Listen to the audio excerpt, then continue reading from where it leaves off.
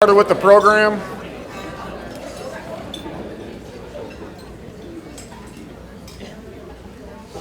My name is Paul Heiss. I'm the athletic director here at LCU. We're just excited that everyone took the time to make it back onto campus tonight. Some of you from way off, some of you from here in town, but we're excited about this great event tonight.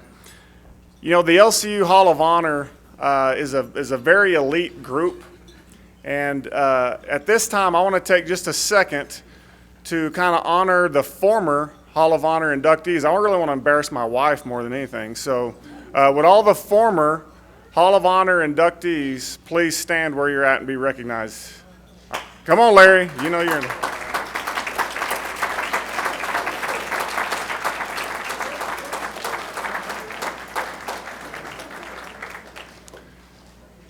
You know, I haven't done a great job of making this a yearly event. We've sort of committed to it now.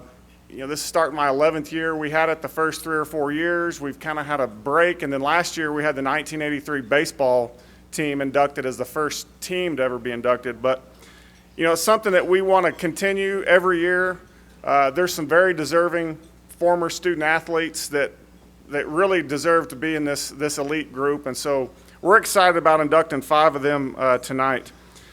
You know, when the Hall of Honor committee got together last spring, and there's 5 people on this committee, and I'm one of them.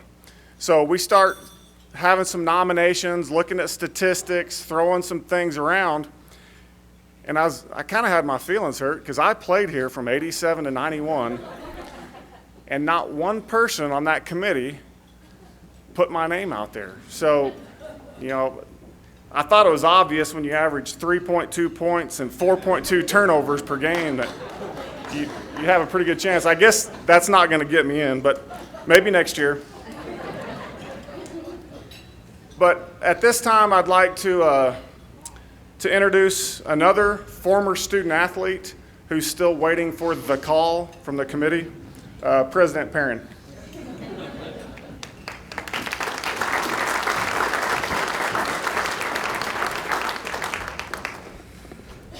Stole all of my material. I got to do a better job of telling him what not to say. We're so glad to be here tonight. Welcome to this wonderful occasion. We're very thankful that you came and are able to join us. This is an exciting night as we honor some very deserving Lubbock Christian University student athletes. Welcome to LCU. So pleased to congratulate each and every one of the honorees. We're going to have a great evening as we hear some of their accomplishments here at LCU, their time here as student athletes. I did get to participate with Paul and others on that committee to consider the folks to induct this year.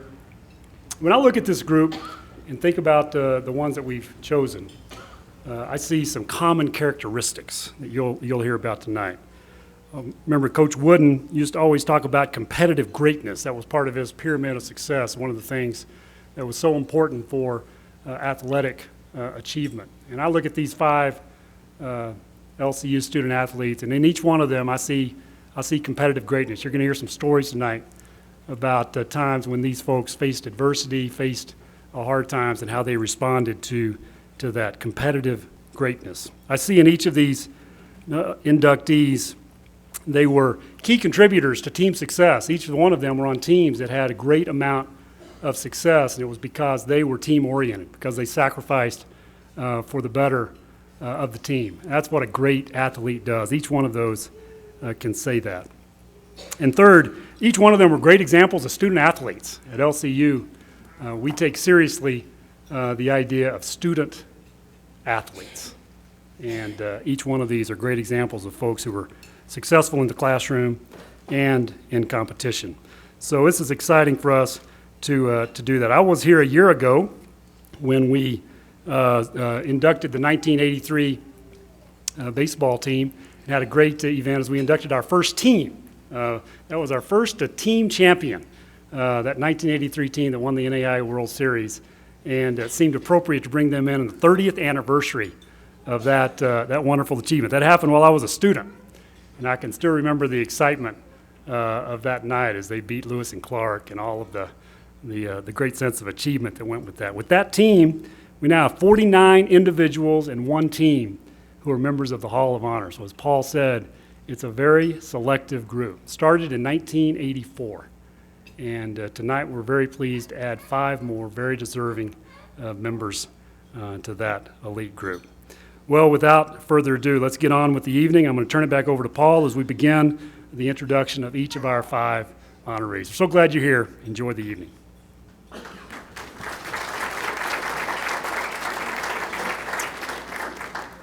Just give you a quick idea about how this is going to work. I wasn't able to talk to all the inductees and the people that are going to be introducing them, but I think we're going to make this work. Basically, we're going to have a short video, and after that, the person that we'll be introducing will come up, and after they have a few words about the inductee, we'll have something for them, take a picture, and then we'll go on with the next one. So go ahead, and we're going to start with Eric Garrett. The all-time Eric Garrett was a member of the Shat team, which claimed LCU's only postseason tournament title during the 2000-2001 season. Eric helped his team advance to the Elite Eight at the NAIA National Tournament, LCU's deepest postseason run. The Abilene, Texas native also ranks 5th all-time in career steals and is 6th in free throw attempts.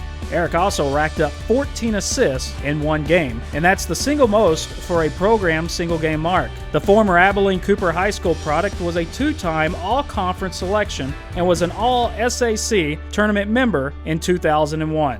Eric currently resides in the Austin area. Here to introduce her son, Eric Garrett, please welcome Ella Garrett. The all-time assist leader in LCU history.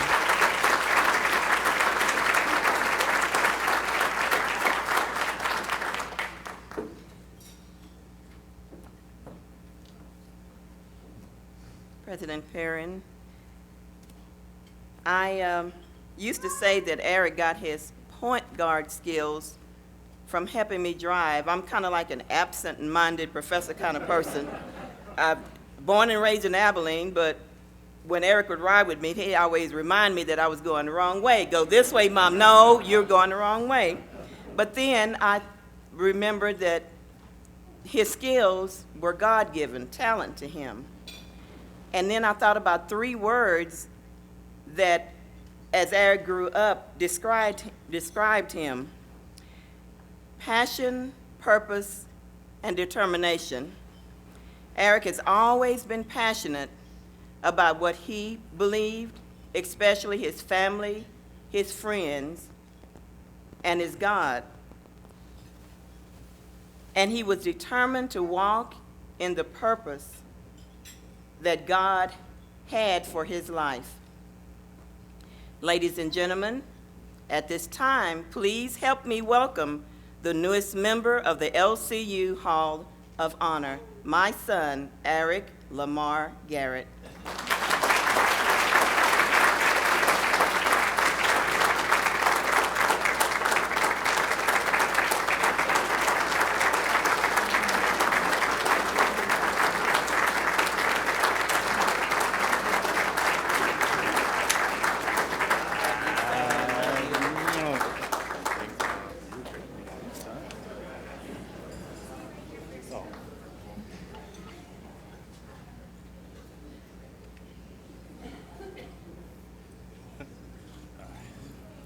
Look a little different, huh? I got the toothpick, so if y'all saw the picture with the gap. Well, I want to first of all give thanks to God for letting me have this opportunity to be here at LCU and for everybody to be put in my life at this time. I feel like everything happens for a reason, and I know that my purpose was to be at this school and to be with Coach Copeland, and the president, Coach, Mr. Hayes, and then everyone else here. I also want to thank James, because without the points him scoring, I wouldn't have had no assists. But it was a great opportunity and a great experience to be at LCU, and I love it, and I know that it was meant to be. So if there's any LCU athletes out there right now, you can look forward to being a part of just the alumni student athlete being at LCU. It's a great family. And it's just a great friendship, a great bond that will never go away. You have it forever once you do step at LCU campus. So I just want to thank everyone, thanks the selection committee for letting me just have this honor. And I always want to thank my mom for the great speech, and my wife, and my family, friends, just everyone. Thanks for having a great night, and enjoy. Thank you.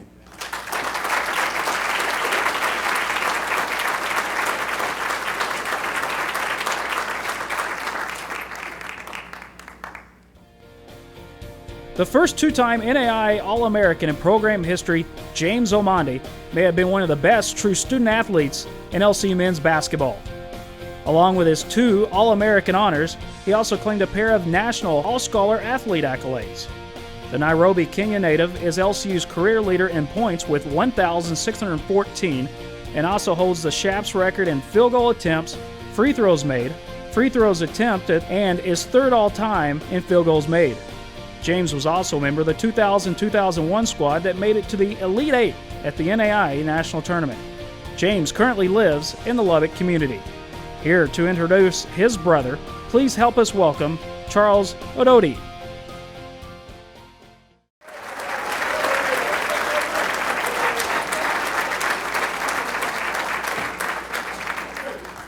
First of all, I'd like to thank my brother for thinking that I could string 3 sentences in a row. For me to introduce him, it'll just be a couple of cliches, inside jokes. This man, I know him so long, let me finish. Okay, so I won't take this. Let's just have this. He went to a little school, like my school was better than his school, but he always remembers that he always beat me. But we always went to the provincials, but they never did, but for some reason, if you ask him, he always beat us. So there's this chant that they always had. And I wasn't that good, but because they always had like the cheering squad, you might say, but it was just a bunch of guys just making noise. They had this thing they used to say, Eloya, Eloya, Eloya, Eloya, Eloya, Eloya, hey, hey, hey, hey, hey, hey, and others. Ladies and gentlemen, at this time, please help me welcome the newest member of the LCU Hall of Fame, Mr. James Andrew Omondi.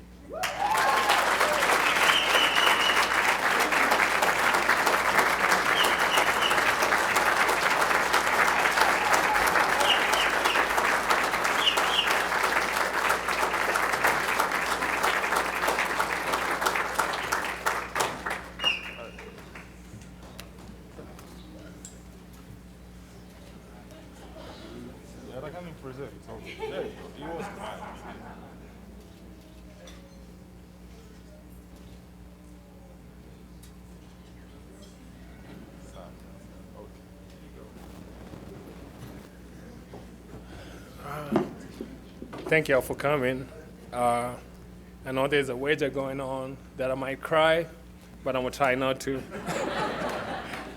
But I'd like to thank you guys for giving me this opportunity, the selection committee, Dr. Jones, I know he's not here, he always came to my games. You know, Coach Hayes always showed up to my games. You know, I appreciate each one of you for giving me this chance. We had a great dinner, President's Parents' Place yesterday. I appreciate that. I'll talk a little bit about my journey in basketball. Like my brother said, I started playing basketball late. I'm actually the 3rd best player in our family. You know, he started playing before me. My older brother, Gilbert, couldn't be here. He started playing before me. So, but I made it, you know, I made it through. I played at a small high school. We didn't have, you know, the basketball court was pretty much the rims, dirt. You go out and play when it rained. It was muddy. I was out there playing, you know. But, you know, good things happen. You know, I always went out and practiced hard. You know, people always ask me, you know, why you keep playing? Why you keep playing? You know, we had one basketball. You had to use it until, you know, the strings came out of it before they bought another one. So I started playing late, went out of high school, started playing, you know, I didn't have that much confidence in my game, played with, you know, with guys in my neighborhood. Some of them are here, came to support me. it was tough trying to prove myself, trying to show that I could play better than my brothers because they started playing earlier than that. Went to Baobab, one of the other teams. Some of my former teammates are here too, played together. Then I went to KCITI. That's where Coach Malden gave me the chance to play, as a Kenya Christian Industrial Training Institute. He came to recruit me because I lived in Mombasa, which is a different town from Nairobi. And I remember I was at work, came home, and my mom calls me out and she says, "Hey, there's this white guy in the living room. What did you do?" So I'm thinking, so I say, I didn't know Coach Malden at the time too, because I'd played at a Division II league, and I was the MVP of the league, so we were moving into the Division I. But by the time I sat down, all my mom heard was, "You're going to a Christian school." That's all, that solved it. I kept trying to back out of it. She was like, no, she didn't want nothing out of me. She said, "You're going, just make the best out of it. The Lord's gonna open the ways for you, And, we had some great times. He taught me how to play basketball, how to be, to be a student athlete. Go to school, practice hard. My practice habits were bad. Some of the people I played with before will tell you I could not coach myself. When I was 16, 17, I used to talk throughout the game. I thought I had to play. I was the best player on the court. I never played defense. The first day I met with Coach, he asked me, what is it that you do best? I told him I was a shooter. I don't know if Coach remembers, so he gave me the ball. He told me to shoot 10 times, and I only made one out of 10. And so I learned pretty quick that I had to move to the 3 spot. But then I came to Lubbock Christian, 97. Coach gave me a chance, and I loved it. The first year was tough, getting adjusted to the place. I remember, because I got in late at night, so I didn't get a chance to see anything. I remember Rod Young came and got me at the airport, got to the dorms, and my suitemate was from Brazil, Vanley. Vanley had the air conditioner cold, and I'm coming from where we don't have any winter. And I didn't pack any, I didn't have any beddings or nothing. I just came, had 2 suitcases. That's all I had, But the first year we played through it. It was rough. We lost games we should have won. I thought about quitting so many times. I remember Coach talking to me and Eric all the time. Just stick with it. Stick with it. We're gonna build this program around you two guys. It was a pleasure playing with Eric, one of the toughest point guards I've seen. Mentally tough, physically tough. You also one of the pictures he lost his tooth, but Eric was out there grinding with us. My sophomore year, started. My freshman year I didn't play quite a lot. I was still trying to get some playing time. My sophomore year I started playing a little bit. But Coach always told me, you're a defense guy. You always take the best guy on the other team. I could play multiple positions, but I always wanted to shoot the ball. And I remember I kept shooting the ball one time. I kept shooting, and Chad was playing the 5 and I was playing the 4. And finally, Coach calls a timeout, and he tells me, "Why did you shoot the ball? Why do you keep shooting the ball?" And I told Coach, "Well, I was open." And he looked at me, he got quiet, and he told me, "There's a reason why you're open. You're not in the scouting report. You're supposed to shoot the ball." And so I told myself, what do I have to do to be in somebody else's scouting report? That's what drove me, But I always played, hard. Coach never had to tell me anything. He could look me in the eye, and he knew, it was time for me to turn it up. I played hard. I played with passion. I remember us having the rally at the RIP, and he talked about us, beating Oklahoma City, the first year at the RIP, and we went through Oklahoma City, Oklahoma Baptist, USAO, You know, great teammates. I still remember those years, and those are the things, you know, I still take up to this day. There's a couple of people, you know, I want to thank. They helped me throughout this journey. You know, I didn't make it here by myself. The late David Vernon, he was my advisor when I first came. He really helped me. I always took my academics seriously. I remember Coach asked me one time, how your class is going. I told him, Coach, I'm struggling. So he calls, you know, to ask about my grades, and they tell him, oh, he's having A's and B's. I don't know what you're talking about, you know. But I felt like I was struggling. Joyce, you know, always helped me out anytime I needed something in the basketball office. You always helped me out. Dr. Peebles, you know, I was in his math class, didn't like math, hated math. And one time, you know, he runs up to me and we're about to play USAO in the championship game. I didn't want to talk to nobody, and he says, why do you hate me, James? I said, why? Well, your game point average is higher than your math score. I said, wow, you know. But he was trying to get me to loosen up, you know, to go in and play. A lot of, you know, teammates that I had in the past, you know, I couldn't do it without them. You know, they helped me out in what I did. You know, Coach Malden, you know, I owe you a lot. You gave me this chance. You believed in me. You know, I was a tough kid to coach when I first came. You know, I didn't like practice, but you stuck with me. You know, when I would quit, go back to Mombasa, you'd come get me. You gotta come back. You know, I appreciate everything that you did for me. You know, Shirley, you know, I call her my mom. You know, here, when I first came, you know, she took me in, gave me the keys to her house, you know, let me, you know, during the spring breaks, Thanksgiving, she came to visit me all the time. You know, I cannot thank you enough, you know. I'll always be grateful to you for what you did for me and what you continue to do for me and everybody else that came along from Kenya. You know, I appreciate that. You know, your sons, Mike and Steven, you know, they had to be selfless for us, for you to take us in.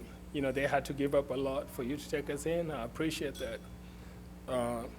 My brother Stitch, you know, funny guy, you know, but I love him to death. You know, he always comes through for me. Anything I needed, you know, I remember calling home one time and I told my mom, hey, I'm a 4.0 student, 2 years in a row. And I was always the dumb one in our family. So my mom looks at Stitch and says, well, the education must be easier up there if he's a 4.0 student, you know. But I took pride in school and what I did. You know, one of my good friends, Omosh, you know, I remember when I first came in, when I started playing basketball, I didn't know him because I was in boarding school, so during the holidays I would go home and they would tell me there's this kid, you know, he just likes to fight all the time. You know, he'll elbow you all the time. He'll try to get into your skin. So I was like, well, I'm going to test him this time. And I don't know if he remembers it. You know, I got the ribbon and I elbowed him, and he turned and looked at me, and he shook my hand. And since then, we're like brothers. You know, the best player out of Kenya, Peter, you know, he always drove me to be the best. You know, everything I did, you know, I compared myself to Peter. You know, one of the best people that you can meet. You know, he always pushed me to work harder, you know, play harder. You know, we came in at the same year, so the struggles I had were the same, some of the struggles he had. You know, I appreciate everything you did to me. I see some faces in the crowd. My boss is here, Bernice. Yes, I was gonna call you out. I appreciate you coming. You know, one of my friends, Gladys, always came to my games in Oklahoma. I remember Coach would see the red car coming up. She'd say, "Oh, there goes your friend." And every game she came, we lost. But so many, it's a celebration. It's, me being here, it's not just me, it's for all the people that travel, from different parts, of the country to come support me, all my friends, everybody who looked up to me, so it's not just me, it's me and my community, my family and friends. But I don't want to take most of your time. Thank you guys. Again, I appreciate everything that you did for me. LCU will always be, in my heart. I try to come support, the basketball teams. I should come often to y'all's practices, and just continue to support the team as much as I can. Thank you so much. God bless you.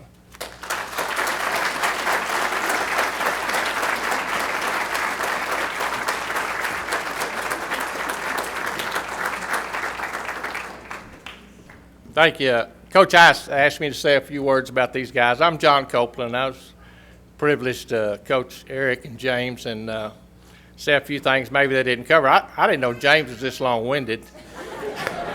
I have some people I do want to thank. Miss Garrett, I really appreciate you helping me with Eric. These guys were great, but they, just like typical freshmen, they went through some tough times. I'd like to thank Tony Malden for his part in getting James here. It's a privilege to coach these guys. I want to say something that probably wasn't covered, but these were two of the toughest guys that played at LCU. You saw Eric's tooth knocked out in that picture. This was in the first game. We won 5 games against ranked teams in our national tournament run. That was the first game of the conference tournament. We had to win the conference tournament. And every game, that game went to the wire. Eric got a tooth knocked out and didn't miss one play. We had a timeout. He said, "I'm okay." Stuck some tissue in there. I don't even know if we had cotton gauze then. In there, didn't miss a play, got a steal late in that game for us to win. James mentioned Dr. Jones. I remember we was fixing to play Georgetown, Kentucky in the second round of the national tournament. I think we won that game in double or triple overtime. We had our pregame and team was leaving to take the floor, and James had the little Bill Russell syndrome. Sometimes he'd have to go and get rid of his nervousness, but he'd get sick to his stomach. And Dr. Jones goes, "Is he going to be okay?" And I go, he'll be okay. He walked out, and James, "You okay?" "I'm ready." I'd wait and go out with him, but those two guys were extremely tough, and they were tough-minded. They didn't show up. James showed up 180 pounds and couldn't bench press half of that. We talked about this last night, and it didn't take long till he was a man. And Eric matured the same way, but something about those guys, and I mean, James and I talked about this last night, they just had that warrior mentality, and we built our program on that. So, thank you.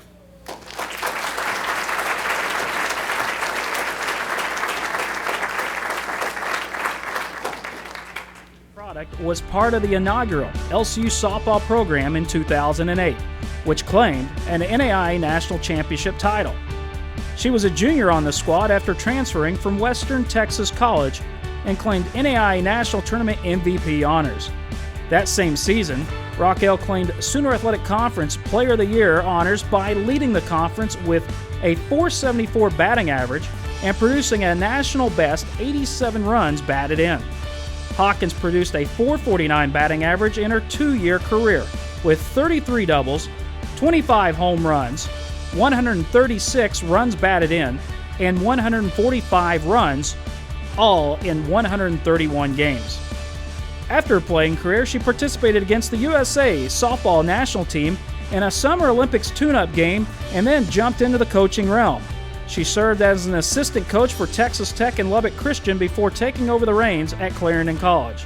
Raquel recently moved to Phoenix and is a sales representative in the softball industry. Here to introduce his former player, please help us welcome former LCU softball coach Shannon Hayes.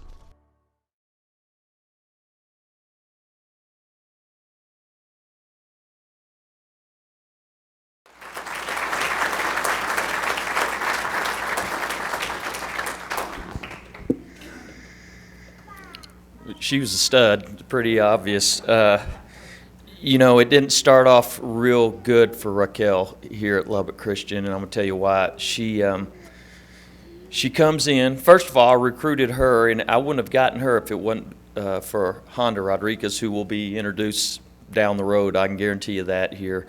But they both came because the other one came, and they knew that we're going to be pretty good if that one comes, and vice versa. And Raquel was an All-American at Western Texas who had never had a good program, and I think they finished third her sophomore year.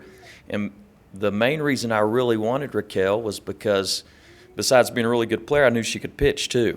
And she ended up never really pitching that much. I'll get to that later. But it was tough for Raquel because she had a brand new, good-looking pickup. She had a silver, beautiful pickup, which Richard had set up for her, and she comes to school, and we had our new ballpark out there that I promised them that we would have when we recruited them, and she was pulling around the left field line out at the ballpark, and it was muddy, and she got her truck stuck. And it was about 20 feet past the left field line in foul territory. And we all went out to practice. They were nervous, excited. First practice ever, her first swing ever. She drills one deep. Her truck was stuck, by the way. She couldn't move it. We tried to move it and nails her truck, puts a dent in her brand new truck. Now, one of those deals you had to be there, but immediately everybody in the whole field dropped to the ground and laughed for about 5 minutes. We worked forever to get that truck out. We had to get it the next day, but that was a great memory. And I appreciate her and Honda so much, as well as their other teammates, just because they came on a whim, on a dream of us being good. And when she committed, I knew we were going to be good. I just did. She just had that kind of aura and presence. Thanks, Richard, Thalia. I appreciate you. Everything. She's good for a reason, and that's the main two reasons, besides her God-given ability. Coach Copeland talked about toughness, and you hear the word competitor, and those are the two best descriptions of Raquel. I mean, just straight competitor. The most spoiled loser you've ever been around in your life. And I tell you what, I've had some embarrassing times for Raquel. I could speak good about her all day long, but there's only a few things I can say that were embarrassing about her. First thing was we would be up 14-15 to nothing on the team, and if there was a play somewhere and the girl was standing near the base and Raquel was running the bases, even if the play wasn't there, she was going to take her out. And I remember we're at USAO and we're up like 14-1, and poor girl standing on third watching the play. And Raquel's going from second to third, and she just bent her in half. What do you say? And I said, Raquel, we're up 14-1. Can you take it easy? And she shouldn't be standing near the base. And so I just learned from then. I just turned my head and I said a short prayer for them. And then the next thing, we go out to Arizona, and we're playing like 7 or 8 games, and I know Darren took his bunch out there as well, and Dad as well, and good tournament for us to play people all around the country, and we had been drilling everybody. And in fact, we had already beat Cal Baptist, who was number 1, and felt like we were going to have a chance to be number 1. Well, Raquel hadn't pitched that much, and I think we're up 14 or 15-0 again on the team, and I put Raquel in to pitch. And she happens to give up a home run in 3 runs. And I think we were 6-0 already on the tournament. She pouted for about 3 hours after the game. She was as mad as could be, and we won like 14-3. But that tells you what kind of competitor she was and is, and the drive that she had. And she was a great example when I went to Tech to help coach and those girls to see her, and then her leadership, and well, all of these girls, the leadership, just a special group. It's hard to really put one up and spotlight them because they were such a good unit and they got along so well together. And but she was the driving force on that. She played the game right. She respected the game. She always showed up on time. Just great leadership ability. And, you know, I don't think it even mentioned that she was the NAIA Player of the Year that year. And she made me a pretty good coach that year. More importantly, just the type of teammate that she was, the type of person that she is now. Just somebody that LCU can be very, very proud of, that she's a graduate from this great university because of what kind of person she is. Just the integrity, and you can always count on her. So, ladies and gentlemen, at this time, please help me welcome the newest member of the LCU Hall of Honor, Raquel Hawkins.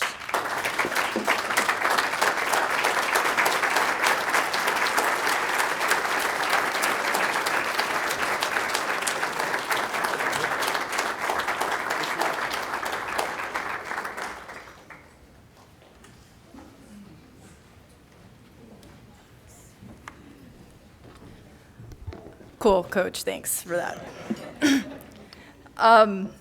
What a honor this is to be a part of this. It's like he said, I'm truly humbled to be up here because if you knew our team, what an amazing team we did have.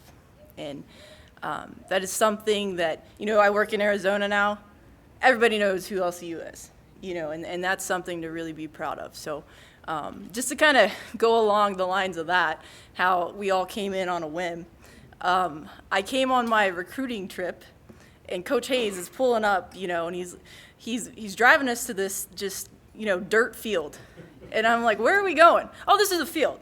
You see that flag over there? That's a pitcher's mound, you know, and it's like that's just kind of the thing that, you know, everybody was so confused at why are you going there? Why, you know, they've never had a program. That just tells you that, you know, we were destined to do this, and I really feel like Lubbock Christian was where I was supposed to be. So that just goes to show you the great things that can happen when, you know, he puts together a team that, you know, my teammates, just to kind of give you a little story on my teammates, and he paints me like I'm, you know, angry red whenever we lose. But I wasn't that bad, I don't think. But maybe a little bit. But we actually lost the first year we went to the national tournament. We lost a heartbreaker that night. And the vans were silent. You know, nobody was talking. We were mad.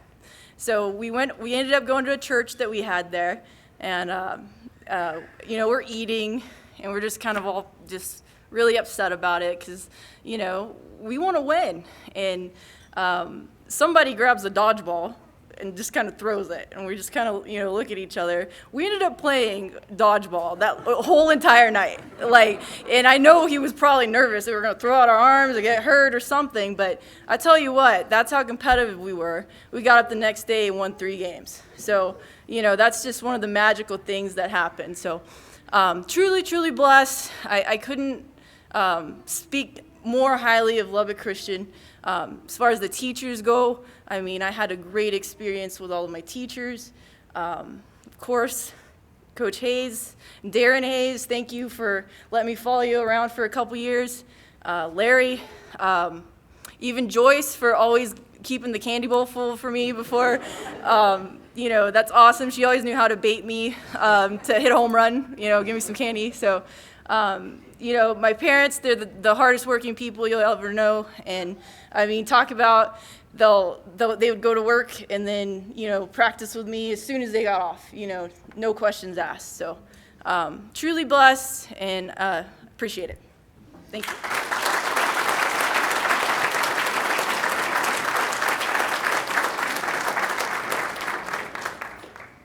Tommy Inman was part of then Lubbock Christian College's baseball program from 1977 through 1980, playing under legendary head coach Larry Hayes. A career .333 hitter, Inman is the Shaps' all-time career leader in runs scored with 295 and triples with 26. Tommy is also second in walks and fourth in stolen bases. The outfielder made LCU's 1970s All-Decade team despite being limited to 19 games as a junior due to a broken leg during the season. A graduate of Uvalde High School in Uvalde, Texas, Tommy led the nation in runs scored in 1978 with 92. The 1977 All-Conference and All-District selection also claimed LCU's Freshman of the Year honor. He later went on to claim the program's Fighting Heart Award in 1979. Tommy currently resides in West Monroe, Louisiana. Here to introduce his former player, please help us welcome former LCU baseball coach Larry Hayes.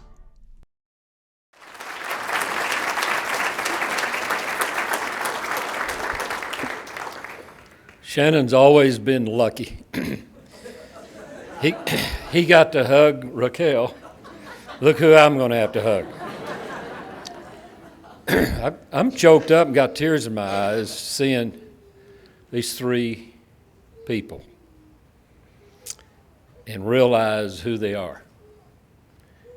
And one thing I've always resented as a coach, there's so many people in this industry thinks that to be a good athlete, you got to be a jerk. You got to, and if you're a good person, you're soft. You can't play if you're a good person. And haven't we seen three people here tonight kind of show you can be a good person and really get after it? And you athletes that are out there now, be that kind of person. Don't just be an All-American player. Be an All-American person and care about other people and be polite. And for these three people that's been up here, I can't handle that. I've been so blessed that I've got to see all these guys over the years. And that's the only advantage I can think of, being as old as I am. I've got to see a lot of wonderful things. In 1976, I had one of those teams. I had John Harris, who was three-time All-American that led the nation in home runs and RBIs. He had a bunch of seniors around him. And we started the program in 71, 72. We wasn't eligible. And then 73, 74, 75. We were rolling. We were making the regionals and all that. But in our region back then, we had Sam Houston State, who was a D1 type program even then, and they were headed that way. And we had Grand Canyon, and so every year you had to go into that, and that was really a tough deal. But in 76, I had that taken care of. We were going to go through that thing. We was going to win a national championship. Had big leaguers on the team. I mean quality players. And we go up, and in the conference championship, our number one pitcher hurts his arm. And so we go into that tournament at Arlington Stadium where we always used to play, and we'd win that thing about every year. Well, we'd won it every year, and here's the best team, and we come up and we don't turn a double play, and we don't win the tournament. And so there's that great team that I had, and we didn't make it. And what's so bad about it, I was losing them all. The juniors were signing. The seniors were graduating, and I had a mess. I'd signed a bunch of freshmen. And as the season started, we got out there, and I ended up with Mark Morgan catching, a freshman, Tim Leslie at first, who's one of our Hall of Honors, Steve Bergani at second, another freshman, Kenny Toney at third, another freshman. At shortstop, where we was going to have a great player, we lost Wilkin, and you showed me a picture of him the other night. We didn't have anybody, we didn't think. And then we had a great player in center, and I put Inman and Bowles on each side of him, and that might be the fastest outfield Lubbock Christian's ever had type deal. And I say all that to say this. I love Tommy Inman. I love the kind of person he is. I love his heart. I love his spiritual view of things. He's an elder in the church. He's done all the right things, and because of him and Tim Leslie, that 1977 team with all those freshmen, we ended up in the World Series. That's my first World Series team, and that was the one I knew wouldn't make it. But I found out, and you know, Bergani and Tony, all these guys were good players, but they didn't have the LCU mentality and spirituality that you want to see an athlete have. These two freshmen, Tim Leslie and Tommy Inman, had it. They understood their relationship with God. They understood how much God loved them. They would go out and play like the Dickens. They would compete against anybody. Back then, we played everybody. They weren't afraid of anyone. They'd get beat. Now, Inman would throw a fit every once in a while, but Leslie wouldn't. But they were spiritually strong all the way through, and that made us something special. And then I had them 4 years. And then Tommy, you know, I didn't know he was this kind of person, but he was griping about they'd left off 2 of his home runs. And, you know, he's a leader in so many of our stats, and you got to realize he missed 40 games his junior year. He broke his leg. Thank goodness he got back in time in playoffs time. But because of Tommy Inman and the kind of athlete that he is, the kind of person he is, you know, we had 4 good years with that group. With those 7 freshmen, they went on and they just had an outstanding career. The thing about Tommy, probably should have never had him. He's one of the top players in the state of Texas as a junior. He hurts his arm. And, you know, you always tell athletes you better enjoy it, and all that baseball players, you better get an education because you may get hurt and it'll all be over. He was a pro prospect. He's one of the top players in Texas. He doesn't know all this. I don't think he ever realized how good he was. But he had all these skills. He was a 5-tool player, and you baseball people know what that wants. He is excuse me, one of the best leadoff hitters I've had speed-wise, but he hits first, second, third. Doesn't make any difference if he had all that. But he has all this ability. He hurts that arm. And a lot of athletes, when they have that kind of injury, you know, it's over. But he just got better. He was a liar when it came to his arm because he told me, he said, now, Coach, when I get there, my arm will be ready to go. And he'd tell me that next year, Coach, I can play shortstop. I think my arm's better. Great athlete, could run, do all those things, but when you watched him throw, it'd make you sick. He had this little, he'd drop down like that, and he just had to fight himself to get his arm through. And you had to respect that. And he would have been our best shortstop, but we had to put him in the outfield because he couldn't throw it. Couldn't throw it across the street. But I'll guarantee you he could hit, run, and throw. And I don't know how many years I coached, but I never had a team that he wouldn't have hit first or second for me. Never. And I've had some great players. He's one of the top 4 or 5 players I've ever had. Did he get to go make the big league? No, he got hurt. But his character and who he was came through loud and clear. And he came here and he blessed this university, and he and Tim were the kind of leaders that we needed, and all these other players gathered around him. And so we just had a great run there with 7 freshmen that ended up playing 4 years. I think their pitchers was all there together. It was just a great group and have a warm place in my heart. And I can't see, but I can read this. Ladies and gentlemen, at this time, please help me welcome the newest member of the LCU Hall of Honor, Tommy Inman.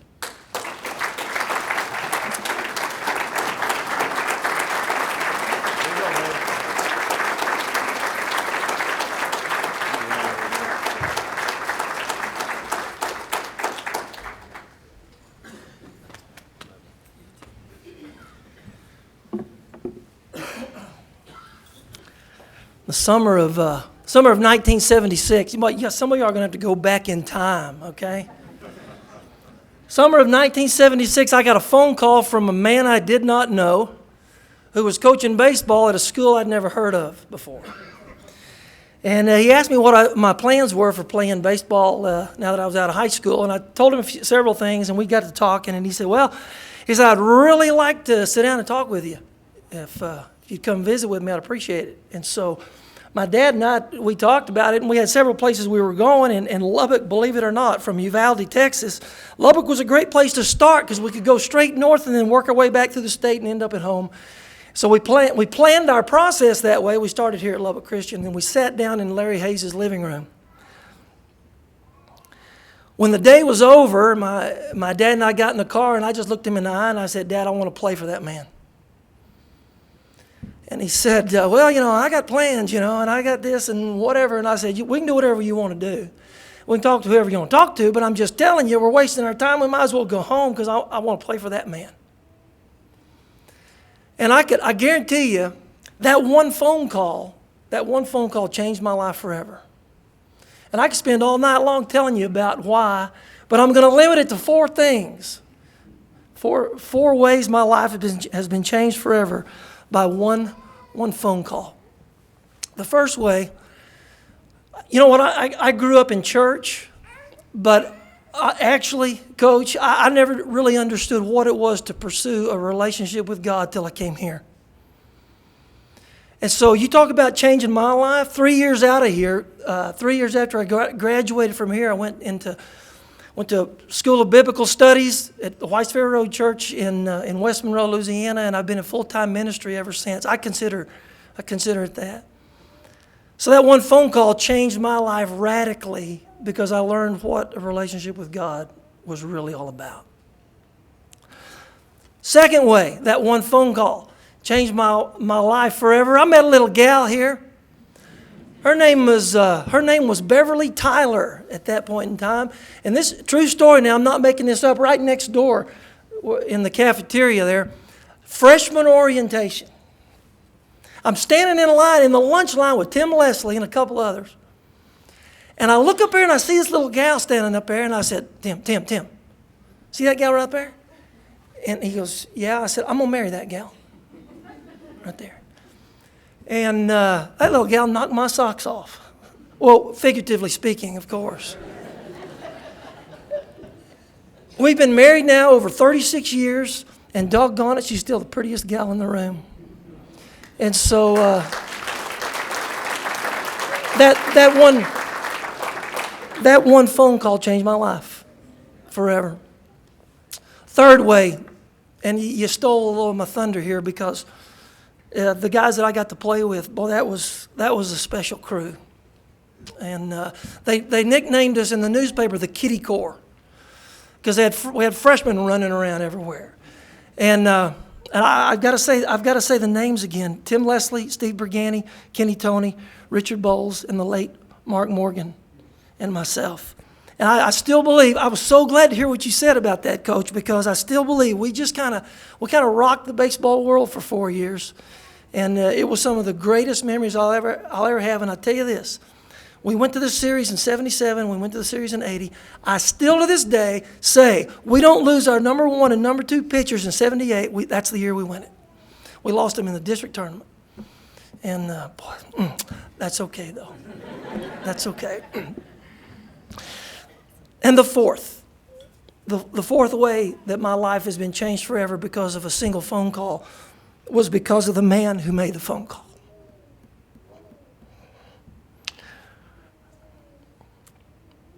There is no way that I can tell you what this man means to my life. It's hard for me to call him Larry. He wants me to do that. Larry Hayes is one of the greats in my life.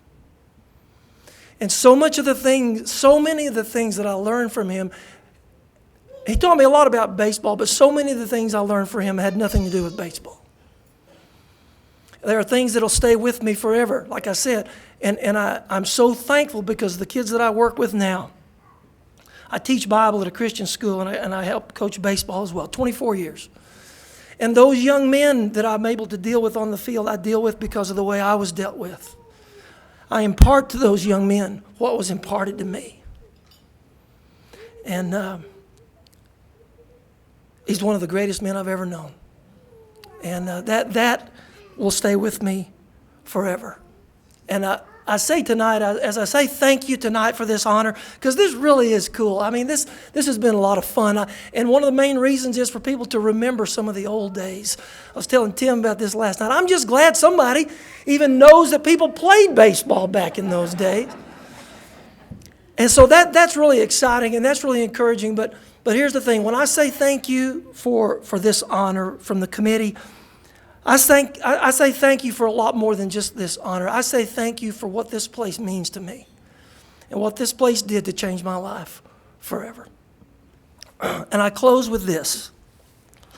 Coach, I don't know if we're going to be playing baseball in heaven or not.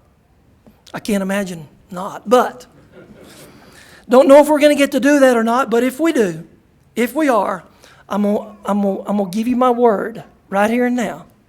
I promise you, for old time's sake, I will try to steal second with the bases loaded.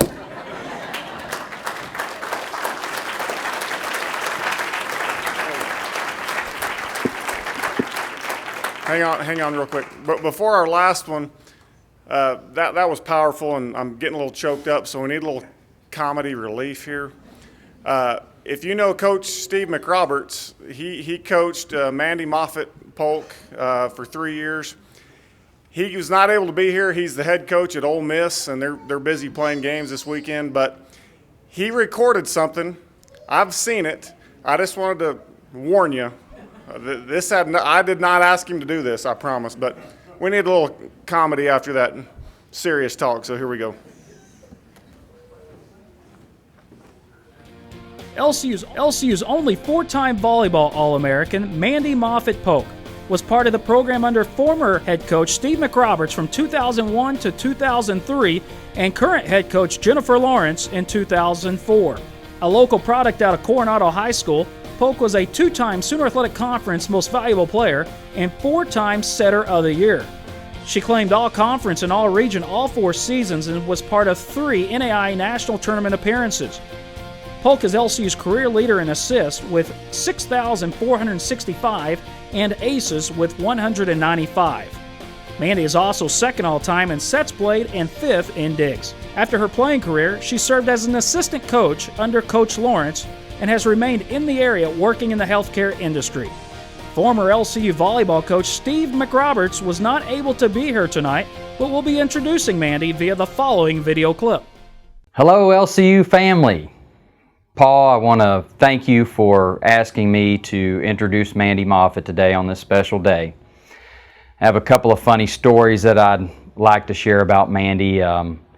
She was the first and only player that I've had in the 18 years that I've coached to actually break team rules while she was injured. And so while her teammates, I believe there were 3 or 4 other ones, were running stairs and running around the track, she was getting to sit on a bike, a stationary bike, and so I'm sure they were really happy about that while she sat there with a sprained ankle. I have another funny story about Mandy. We were playing in the national tournament against Columbia, and oh man, hey, anybody got anything for a bloody nose? Anybody got, oh, okay. Oh man, is this the only thing that you have? How embarrassing.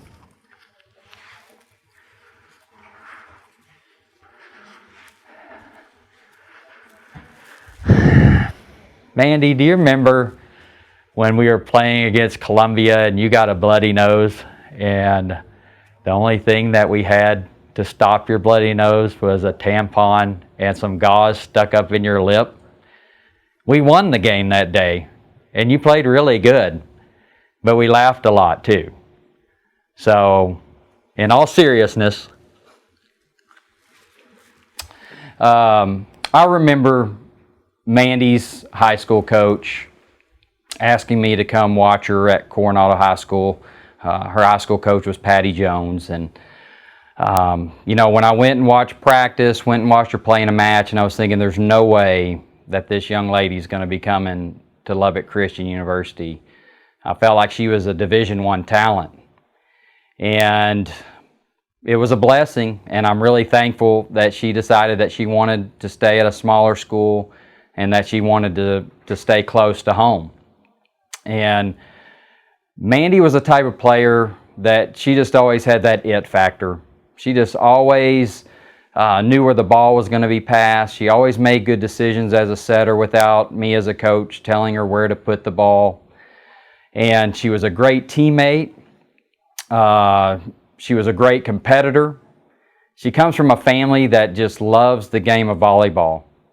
And with that too, she developed a great love for the game of volleyball. And I wish all the players that I recruit now and that I have now would love the game as much as Mandy loves the game. Mandy, I wish I could be there with you right now to celebrate this tremendous honor for you. I want to tell you how proud I am of you. You deserve this honor. You are a complete joy to coach, and I consider it a blessing to now call you my friend. I want you to enjoy this day with your beautiful family, and God bless.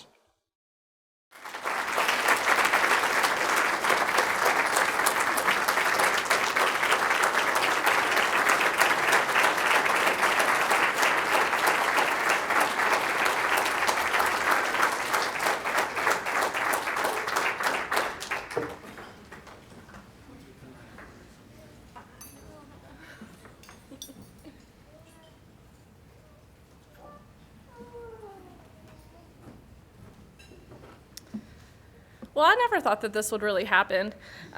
It's kind of crazy, really. Yes, I came from a volleyball family. Thanks to my parents, I started playing pretty young. I remember we got into City League, and I was probably I don't even know, 13 maybe. And the committee was saying, well, I don't think she can play, because we were playing on a high league and stuff, and she might get hurt. My dad goes, well, no. Nobody's going to hit her in the face as hard as I have, so she'll be all right. So, I've learned a lot of things through Coach Mack. His sense of humor just cracks me up.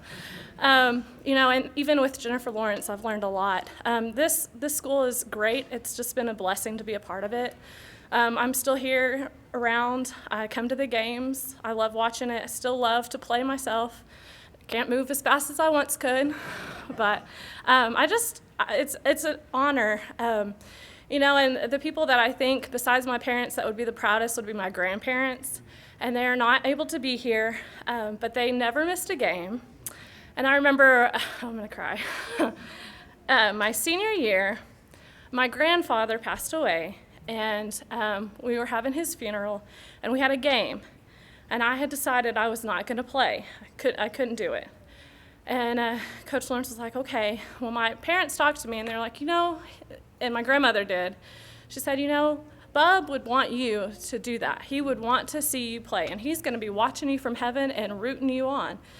So I managed to make it through that. I don't remember anything about that game. We did win. But it was crazy. But it was awesome, the support that we had as a team, and from Coach Lawrence, who just got me through that hard time. I'm truly blessed and appreciate this honor. I thank you all.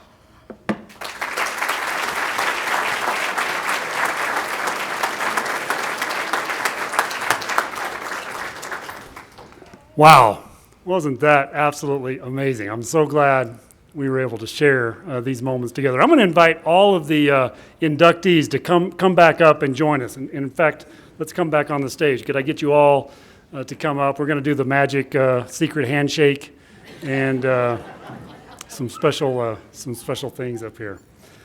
So grateful to be at a place like Lubbock Christian where we change lives. This is what our mission is. Let's. If you want to come down behind me. And but we're also changed by the it's very complicated. You all are smart enough to figure this out. It's not too late to rescind. Yeah, I noticed. And we're changed also. I mean, come on, I'm trying to be serious here. We're changed by the students who come through these halls, and each one of these student athletes have changed this place for the better, made us better because of the kind of people they are. So it's a great honor for me now to, in some kind of official way, in a really serious sounding official way, to formally recognize and induct these honorees into the LCU Hall of Honor.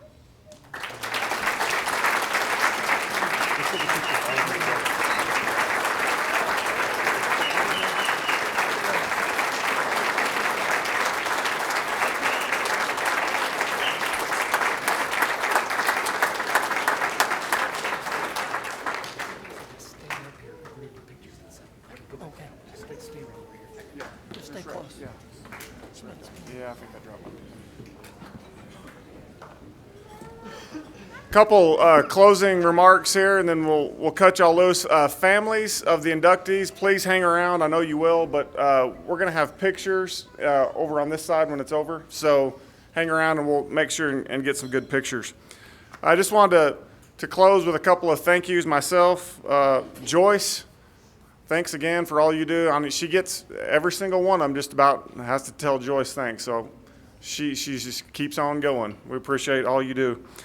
Marcom, Aramark, we just think this is a great event. Appreciate all y'all coming out.